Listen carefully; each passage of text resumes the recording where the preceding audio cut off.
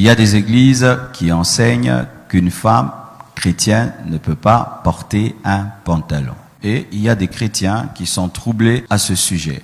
Deutéronome 22, verset 5. Une femme ne portera point un habillement d'homme et un homme ne mettra point des vêtements de femme. Car quiconque fait ces choses est en abomination à l'Éternel, ton Dieu. Amen. Ma question, parce que moi j'aime répondre aux questions par des questions. Est-ce que le pantalon, à la base, est un habit d'homme ou est-ce qu'il n'y a que des pantalons d'hommes? Et encore, est-ce que lorsque Moïse parlait dans Deutéronome 22, verset 6, les gens portaient des pantalons? Non, les femmes portaient des robes. Et les hommes portaient quoi? Des robes. Amen. Hein? Alors, quand quelqu'un te donne un verset, tu dois le ramener dans son contexte. Moïse ne voyait pas un pantalon, il voyait une robe. Donc, Moïse disait qu'une femme ne peut pas porter une robe d'homme et un homme ne peut pas porter une robe de femme. Parce qu'il y avait des robes des hommes et les robes des femmes. Comme aujourd'hui, il y a des pantalons des hommes et des pantalons des femmes. C'est tout. Ah, ça c'est encore une autre chose dans la Bible qu'il faut comprendre.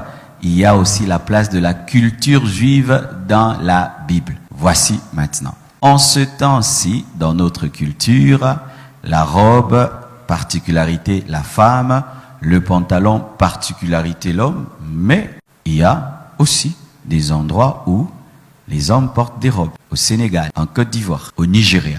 Tu vas dire qu'ils pêchent? Ils pêchent pas. C'est leur culture. Et même aujourd'hui, je commence à porter des basins tous les jours. J'ai pêché. Jésus lui-même portait un pantalon. Alors Jésus a porté un habit de femme. Il y a des pantalons d'hommes et des pantalons de femmes. Il y a des choses que tu enseignes ici bien. Quand tu vas arriver dans un endroit, tu changes. Tu te rends compte que tu prêchais ta culture, tu ne prêchais pas la Bible. Dieu lui-même, il porte des pantalons, des robes. Ésaïe 6, verset 1. La Bible dit quoi? L'année de la mort du roi Osias, je vis le Seigneur assis sur un trône très élevé, et les pans de son pantalon remplissaient les temples. C'était le pan de quoi?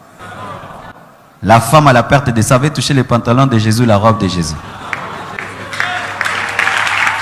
Dans l'habillement, il y a des habits qu'on appelle des habits neutres. Ce n'est ni homme ni femme, comme les robes, comme les pantalons, comme même les chemises, vrai ou faux? Alors, que veut dire ce verset? Ce verset-là, d'abord, parle du travestisme. C'est-à-dire des hommes qui veulent être des femmes qui veulent être des hommes. C'est ça la pensée profonde de ce verset. Ce n'est pas dans l'extérieur.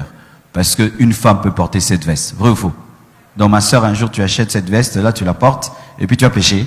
Travestisme. Là, ça touche Dieu. Pourquoi? Parce que Dieu, dans son essence, dans ton essence, qui t'a créé homme, et toi maintenant tu veux devenir femme, et toi Dieu t'a créé femme, tu veux devenir homme, c'est ça le problème. De deux, c'est aussi lorsque le fait de porter un habit qui est dédié à un sexe précis devient un sujet de scandale. Imaginez, je viens aujourd'hui en talons, et puis en pagne, là quand même, vous voyez, là j'ai exagéré. Mais vous savez que dans certains endroits aussi, les hommes portent des pagnes. Les Japonais, les hommes portent un pagne et puis mettent un truc au-dessus, non? Est-ce que là-bas c'est un problème? Ce n'est pas un problème parce que dans leur culture, ça ne dérange pas. Donc il y a des versets qui sont culturels. Lorsque tu t'habilles, il ne faut pas frustrer ta culture. Sachez même, pour la jupe. Vous savez qu'au départ, même la jupe, c'était pas l'habit des femmes.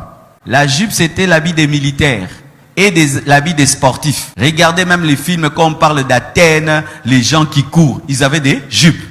C'était ça leur culotte. Les militaires romains portaient des jupes.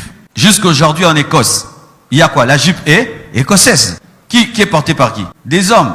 Les princes d'Angleterre, des fois ils portent une jupe quand ils veulent être dans son habit traditionnel. Ils appellent ça kilt, hein? Un truc comme ça.